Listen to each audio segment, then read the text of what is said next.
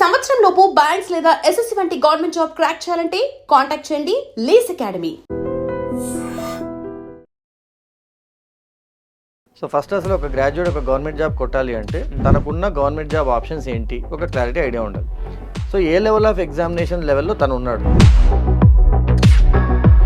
ప్రాపర్గా 6 months support కనుక training కనుక దొరికిందంటే 90% of students can crack the exams. For example మీరు ఇప్పుడు లేస్ అకాడమీ రన్ చేస్తూ ఉన్నారు, ఇప్పుడు ఇలాంటి పర్సన్స్ మీ దగ్గర కూడా వచ్చుంటారు కదా. చాలా మంది ఏం చెప్తారంటే నేను బ్యాంకింగ్ కోచింగ్ తీసుకుంటున్నాను, 2 ఏళ్ళు వింటారు, 3వ సంవత్సరం కూడా కోచింగ్ తీసుకుంటున్నాను, అసలు ఇంట్లో వాళ్ళకి కూడా కష్టమే చేత కదా వేస్తారు అని వస్తారు. లేదంటే మీకు లోపల 2-3 ఎగ్జామ్స్ క్రాక్ కనుక అయిపోతే మీకు కొంచెం డిమోటివేట్ అవుతూ ఉంటారు. సో ఫస్ట్ థింగ్ ఒక స్టూడెంట్ ఒక ఎగ్జామ్ క్రాక్ చేయడం అనేది జరిగితే ఆ విన్నింగ్ అనే హ్యాబిట్ కంటిన్యూ అవుతుంది. మోస్ట్ ఆఫ్ ది అకాడమీస్ కూడా 1-1-1-2-2 అలా ఉంచాలనే స్టూడెంట్ అనుకుంటారు. అవును, బట్ మీరేమో కెరీర్ బిల్డ్ అవుతుంది అని అంటున్నారు. సో ఇప్పుడు నేను చాలాసార్లు అనకూడదు కానీ కొన్ని ప్రైవేట్ బ్యాంక్స్కి వెళ్తే వాళ్ళకి వచ్చిన జీవోని అర్థం చేసుకోవడానికి అతనికి రాదు, ఎందుకంటే రీడింగ్ కాంప్రహెన్షన్ అనేది లేకుండా కూడా ఎగ్జామ్ ఎట్లా పాస్ అవ్వాలని చెప్పి ఒక ఆయన వీడియో పెట్టారు యూట్యూబ్లో. ఎగ్జామ్ని క్రాక్ చేసేవని క్రియేట్ చేయొద్దండి, కెరియర్ హోల్డ్ చేసేవని క్రాక్ చేయండి. హాయ్ హలో నమస్తే, వెల్కమ్ బ్యాక్ టు వైడ్రీమ్ మీడియా. చాలామందికి ఇప్పుడు ఐటీలో ఉంటే జాబ్స్ పోతాయనే భయం, ఇంకో పక్క గ్రాడ్యుయేషన్ చేస్తున్నాము మరి మనం గవర్నమెంట్ జాబ్స్ కొట్టగలమా లేదా, కొంతమంది రిజర్వేషన్ వల్ల కొట్టలేమనే భయం, ఇంకొంతమందికి ఈ గవర్నమెంట్ జాబ్స్ ఏదైనా సరే లెక్కలు మ్యాథ్స్ అవి నా వల్ల అవుతుందా అని చెప్పి భయం. ఓవరాల్ వీటన్నిటికీ ఒక క్లారిటీ, ఒక సొల్యూషన్ తీసుకొచ్చారు founder and chairman of Lay's academy Narasimha గారు. సార్తో మాట్లాడదాం. నమస్కారం సార్. నమస్తే అండి సార్, సింపుల్గా ఒకటే క్వశ్చన్, గ్రాడ్యుయేట్ అయిన వాళ్ళు ఇప్పుడు మార్కెట్లో నిలబడలేక గవర్నమెంట్ జాబ్స్ అనేది ఒక బ్యాకప్ చూసుకుంటున్నారు, బట్ అది కొట్టగలిగే కాన్ఫిడెన్స్ వాళ్ళకు ఉందా లేదా వాళ్ళకే తెలియడం లేదు. ముఖ్యంగా బ్యాంక్ జాబ్స్ అయ్యి ఉండొచ్చు, లేదంటే వేరే గవర్నమెంట్ జాబ్స్ అయ్యి ఉండొచ్చు. వీటిని క్రాక్ చేయాలంటే అసలు వాళ్ళకి ఏమి ఉండాలి, ఏ గ్రాడ్యుయేట్కి అయినా సరే? సో బేసిక్గా 2 or 3 qualities are very important. So first అసలు ఒక గ్రాడ్యుయేట్ ఒక గవర్నమెంట్ జాబ్ కొట్టాలి అంటే బేసిక్గా what are the options present for him, తనకున్న గవర్నమెంట్ జాబ్ ఆప్షన్స్ ఏంటి ఒక క్లారిటీ ఐడియా ఉండాలి. 2, దాంట్లో ఏ లెవెల్ ఆఫ్ ఎగ్జామ్స్ తను క్రాక్ చేయగలరు, ఎందుకంటే అన్ని ఎగ్జామ్స్కి 80% వరకు సిలబస్ సిమిలర్గానే ఉన్న లెవెల్ ఆఫ్ ఎగ్జామినేషన్ డిఫరెంట్గా ఉంటుంది. ఎంట్రీ లెవెల్ కావచ్చు, నెక్స్ట్ లెవెల్ కావచ్చు. So A level of examination లెవెల్లో తను ఉన్నాడు. కొందరు బ్రాంచెస్ వల్ల, ఫర్ ఎగ్జాంపుల్ బీటెక్లో కొన్ని బ్రాంచెస్ వల్ల, బీఎస్సీలో కొన్ని బ్రాంచెస్ వల్ల కొందరికి మ్యాథమెటిక్స్ అనే నాలెడ్జ్ ఎక్కువ ఉంటుంది. అలా మ్యాథమెటిక్స్ తెలిసిన వాళ్ళు ఎలాంటి జాబ్స్ క్రాక్ చేయడం ఈజీ. ఈ న్యూయాన్సెస్ అన్నిటి మీద కనుక తన గైడెన్స్ వచ్చి ప్రాపర్గా 6 months సపోర్ట్ కనుక ట్రైనింగ్ కనుక దొరికిందంటే 90% of students can crack the exams అండి. ఫర్ ఎగ్జాంపుల్ మీరు ఇప్పుడు లేస్ అకాడమీ రన్ చేస్తూ ఉన్నారు, ఇప్పుడు ఇలాంటి పర్సన్స్ మీ దగ్గర కూడా వచ్చుంటారు కదా. బేసిక్గా వచ్చే వాళ్ళందరూ కూడా వితౌట్ ఎనీ నాలెడ్జ్ వస్తారు. వాళ్ళు ఎంతమంది మరి జాబ్స్ క్రాక్ చేశారు, ఏ పొజిషన్లో ఉన్నారు, జస్ట్ ఒక ఎగ్జాంపుల్ చెప్తారు. ఇప్పుడు నేను చూసేది ఏంటి అంటే పర్సంటేజ్ ఆఫ్ సక్సెస్. ఇప్పుడు మా దగ్గరకు వచ్చే పిల్లల్లో మేము ఇంతకుముందు ఇప్పుడు కూడా మేము చేస్తుంది ఏ బ్యాచ్ కైనా 25 members దాటి ఎప్పుడు కూడా బ్యాచ్ అనేది పెట్టలేదు. ఓకే. సో ఏ రోజైనా ఒక 26% వస్తే వాళ్ళు కొత్త బ్యాచ్లో ఉన్న జాయిన్ అవ్వమంటాం, లేదా నెక్స్ట్ మంత్ అయినా రమ్మని చెప్పేవాళ్ళు. సో ఎవ్రీ బ్యాచ్ ఒక 8 months సైకిల్ అయిపోయేసరికి we use to clear of all the people of 25 members. So ఒకరిద్దరు వాళ్ళ ప్లాన్సే డ్రాప్ చేసుకోవడం, లేదంటే కొన్ని అనుకోని సంఘటనల వల్ల అనుకోకుండా మ్యారేజ్ అయిపోయి వెళ్ళిపోవడం, కొందరు యూఎస్కి వెళ్ళిపోవడం, అలా జరగడం తప్ప నార్మల్ 80-85% సక్సెస్ రేట్ ఎప్పుడు మేము తగ్గలేదు. సో నార్మల్గా మీరు ఎప్పుడైనా బయట చూస్తే కొందరు ఇన్స్టిట్యూట్స్ మాకు 1000 పొజిషన్స్ వచ్చాయి, 2000 పొజిషన్స్ వచ్చాయని చెప్తుంటారు, కానీ అవుట్ ఆఫ్ హౌ మెనీ అనేది చాలామంది ఆలోచించారు. So what I can guaranteedly say or proudly say is, ఇప్పుడు మేము తీసుకునే లిమిటెడ్ నెంబర్ ఆఫ్ స్టూడెంట్స్లో minimum 80-90% people could crack the exams. వీళ్ళందరూ కూడా వచ్చినప్పుడే అంత నాలెడ్జ్తో వచ్చిన వాళ్ళు, లేదా కంప్లీట్గా అద్భుతమైన స్టూడెంట్స్ ఏం కాదు, అందరూ కూడా నార్మల్గా అందరిలాగే గ్రాడ్యుయేట్స్. ఓన్లీ థింగ్ మేము చేయగలిగింది ఏంటంటే నేను చెప్పిన న్యూయాన్స్డ్ సపోర్ట్. కానీ ఫర్ ఎగ్జాంపుల్ ఒక స్టూడెంట్ వచ్చారు, సార్ నేను ఎస్ఎస్సి రాద్దాం అనుకుంటున్నాను అన్నారు, but I could understand that she can crack or he can crack banking first. నేను ఫస్ట్ సజెస్ట్ చేసేదంటే మీరు ఫస్ట్ బ్యాంకింగ్ ట్రై చేయండి, ఎందుకంటే అది తొందరగా క్రాక్ అవుద్ది. మీకు ఫస్ట్ సొసైటీ నుండి ప్రెషర్ తగ్గుద్ది, ఎందుకంటే మీరు ఎప్పుడైనా ఒక 2 years గ్రాడ్యుయేషన్ అయిన తర్వాత ఏదైనా పెళ్ళికి వెళ్ళాలన్నా ఫంక్షన్కి వెళ్ళాలన్నా ఒక భయం ఉంటుంది, ఎందుకంటే ఏం చేస్తున్నావు అని అడుగుతారు. చాలామంది ఏం చెప్తారంటే నేను బ్యాంకింగ్ కోచింగ్ తీసుకుంటున్నాను, 2 ఏళ్ళు వింటారు, 3వ సంవత్సరం కూడా కోచింగ్ తీసుకుంటున్నాను, సరే ఇంట్లో వాళ్ళకి కూడా కష్టమే చేత కదా వేస్తారు అని వస్తారు. లేదంటే మీకు లోపల 2-3 ఎగ్జామ్స్ క్రాక్ కనుక అయిపోతే మీకు కొంచెం డిమోటివేట్ అవుతూ ఉంటారు. సో ఫస్ట్ థింగ్ ఒక స్టూడెంట్ ఒక ఎగ్జామ్ క్రాక్ చేయడం అనేది జరిగితే ఆ విన్నింగ్ అనే హ్యాబిట్ కంటిన్యూ అవుతుంది.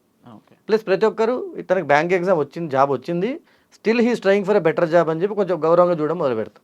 So that is our first concern. రెండవది, టైం ఎక్కువ వేస్ట్ చేయకూడదు. మేము చూస్తే చాలామంది 4 to 5 years down the line ఒకటే ఎగ్జామ్ మీద ఆలోచిస్తూ వెళ్తారు. అసలు ఆ ఎగ్జామ్ నీకు సరైనది కాదేమో.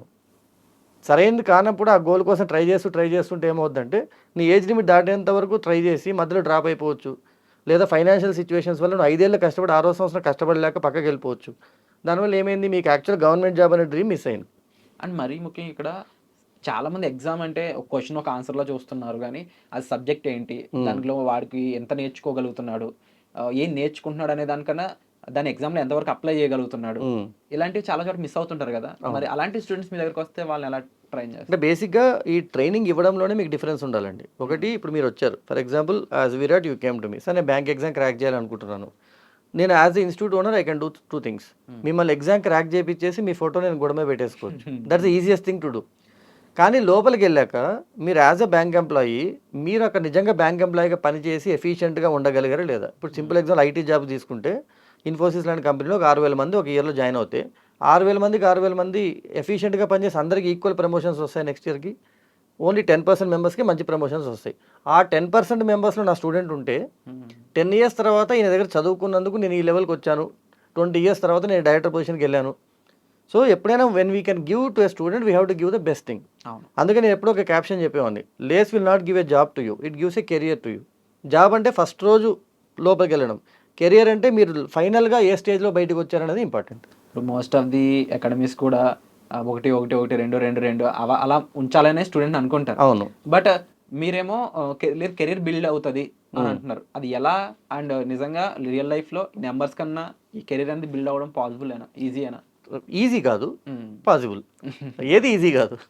ఓకే, యాక్చువల్గా ఇప్పుడు చాలామంది బ్యాంకింగ్ వాటిల్లో చేసే చిన్న అపోహ ఏంటంటే మా దగ్గరకు వస్తే షార్ట్ కట్స్ నేర్పిస్తాము, అందరూ ఇదే వింటూ ఉంటాము, ఆటల మీద పోస్టర్లు కూడా ట్రిక్స్ నేర్పిస్తాము. అసలు వాటి కరెక్ట్ తెలుగు మీనింగ్ తెలిస్తే చాలా మంది అక్కడ చేరరు. చాలా మంది ట్రిక్, నేను చాలా మందిని అడిగా, సార్ బాబు మీకు యాప్టిట్యూడ్ ఏం కావాలమ్మా అంటే ట్రిక్స్ కావాలి సార్ అంటారు. ట్రిక్ అంటే ఏంటమ్మా తెలుగులో చెప్పండి అంటే అదే సార్ ట్రిక్ అంటారు.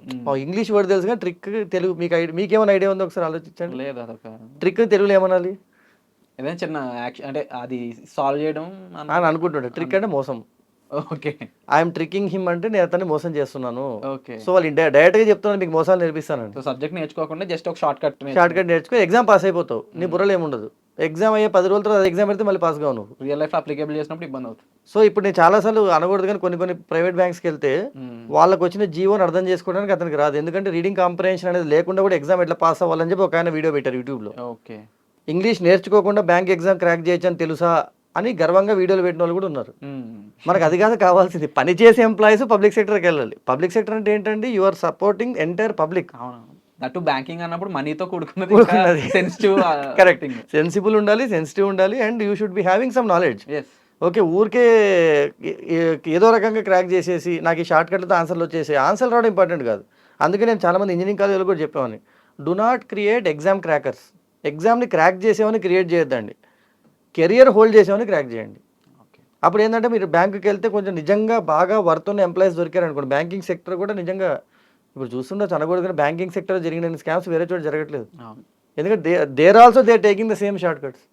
ఎక్కడ 50 ఏళ్ళు పనిచేసి సంపాదించే డబ్బులు 10 ఏళ్ళు వస్తే చాలు కదా అని చెప్పి కూడా కొన్ని మీరు రోజుకు బయటపడుతూనే ఉంటాయి. నెల్లూరులో ఇట్లా ఈ బ్యాంక్ మేనేజర్ ఇలా చేశాడని, ఇక్కడ ఇది చేశారని చెప్పి పిఎన్బిలో బయటకు వచ్చింది. సో పెద్ద బ్యాంక్స్లో కూడా దీస్ ఆర్ హ్యాపెనింగ్. సో కొంచెం గ్రాడ్యుయేట్స్ కూడా ఏంటంటే ఇది ఈజీ అని చెప్పట్లేదు, కాకపోతే ఒక 6 months బేసిక్గా మనం కొంచెం బ్రెయిన్ వాడడానికి కష్టపడాలి. అలా అని చెప్పి రోజుకి 8-9 గంటలు కూర్చో మనం రోజుకు 2 గంటలు మీకోసం మీరు స్పెండ్ చేసుకోగలిగి ప్రాపర్ ట్రైనింగ్ తీసుకోగలిగితే we could create wonders. And మీరు అన్నట్టు కెరియర్కి ఎగ్జాంపుల్ చెప్పమన్నారు. సో మా దగ్గర ఫస్ట్ బ్యాంకింగ్లో ఫస్ట్ లెవెల్ జాబ్ని క్లరికల్ లెవెల్ అంటాం. Okay, PO level is next level అనమాట. So clerical level, PO level అది మనకి ఐబీపీఎస్ బ్యాంక్స్లో ఉంటుంది, ఎస్బీఐలో ఉంటాయి, రూరల్ బ్యాంక్స్లో కూడా ఇదే లెవెల్స్ ఉంటాయి. ఎస్ఎస్సిలో MTS is the lowest level, CHSL is the second level, CGL combined graduate level is the highest level. So చాలామంది ఏ జాబ్ వచ్చినా పర్లేదు అనుకొని ఫస్ట్ లెవెల్ క్లరికలో ఎంటీఎస్ రాగానే చాలామంది సాటిస్ఫై అయిపోతుంటారు. But as a teacher I'm not satisfied. ఎందుకంటే ఆయన చూసినప్పుడు నాకు తెలియదు. ఇప్పుడు విరాట్ కోహ్లీ ఎవరు నేను 25 యావరేజ్ వచ్చినా చాలా నేను సాటిస్ఫై అవుతా వాళ్ళ కోచ్ ఒప్పుకుంటాడా? ఒప్పుకోడు. ఎందుకంటే he knows that he can become a 50 average person. So అలా యాజ్ ఎ టీచర్ మరి నాకు ఎలా తెలుస్తాయి ఇవన్నీ అంటే మాకు ఉన్న తలకాయలు తక్కువ, క్లాస్కి 25 మందే ఉంటారు. ఇప్పటికీ చాలా మంది పర్సనల్ స్టోరీస్ కూడా నాకు తెలుసు. So what they came from, what they want to become, what they became అనుకున్నా కూడా క్వాంటిటీ తక్కువ ఉన్నప్పుడు క్వాలిటీ పెరుగుద్ది ఈచ్ అండ్ ఎవ్రీ స్టూడెంట్ మీద. అండ్ డెఫినెట్లీ లేస్ అకాడమీ అనేది ముఖ్యంగా క్వాంటిటీ అంటే ఎక్కువ మందిని తీసుకొని ఫీజ్ అనే ఒక ప్రాసెస్ మీద కంటే కూడా క్వాలిటీ మెంబర్స్ తీసుకొని వాళ్ళ కెరియర్ అనేది టాప్ లెవెల్లో ఉంచితే డెఫినెట్లీ వాళ్ళ టెస్ట్ మోన్ ఏదైతే ఉందో అదే ది బెస్ట్ రిజల్ట్ అనేది ప్రూవ్ చేస్తూ ఉన్నారు. దీనికి సంబంధించి ఐ డ్రీమ్ క్యాంపస్లో ఆల్రెడీ ఎవరైతే లేస్ అకాడమీ ద్వారా జాబ్ పొందిన పర్సన్ కూడా ఇంటర్వ్యూ ఇచ్చారు. అంతేకాకుండా మరీ ముఖ్యంగా జాబ్ తెచ్చుకోవాలని దానికంటే కూడా ఆ జాబ్కి సంబంధించి ఏం నేర్చుకుంటున్నాం, ఆ జాబ్ చేయగలిగే క్యాపబిలిటీ, ఆ నాలెడ్జ్ మన దగ్గర ఉందా, అది మనం యాక్సెస్ చేయగలమా, అప్లికబుల్ చేయగలమా అనే ఒక థియరీ ఏదైతే ఉందో దాన్ని ప్రాక్టికల్ చేసి చూపిస్తున్నారు లేస్ అకాడమీ నుంచి నరసింహ గారు. మరి మీ పేరెంట్స్ అయితే ముఖ్యంగా ఏ బెస్ట్ అకాడమీ అని అడిగినప్పుడు ఏ అకాడమీ అయితే మీకు జాబ్ ఇస్తుంది అనే దానికంటే కూడా జాబ్కి సంబంధించిన టెక్నికల్ నాలెడ్జ్, క్యాపబిలిటీ, నాలెడ్జ్ ఇవన్నీ మీకు ప్రొవైడ్ చేస్తుందో అదే బెస్ట్ అకాడమీ అని చెప్పొచ్చు. మరి దీనికి సంబంధించి పూర్తి వివరాల కోసం మీరు డైరెక్ట్గా అకాడమీకి కూడా వెళ్ళొచ్చు, డైరెక్ట్గా నరసింహ గారిని సంప్రదించవచ్చు. డిస్ప్లే అవుతున్న నెంబర్స్ కాల్ చేసి మీరు వాళ్ళతో టీంతో మాట్లాడవచ్చు అనమాట. సో వచ్చే ఎపిసోడ్లో మళ్ళీ కలుద్దాం. మీకు ఏ డౌట్స్ ఉన్నా సరే తప్పకుండా కామెంట్ సెక్షన్లో మెన్షన్ చేయండి, వాటికి కూడా వాళ్ళ టీం ఆన్సర్ అయితే చేస్తారు. సో వచ్చే ఎపిసోడ్లో మళ్ళీ కలుద్దాం. Thank you so much sir. Thank you అండి.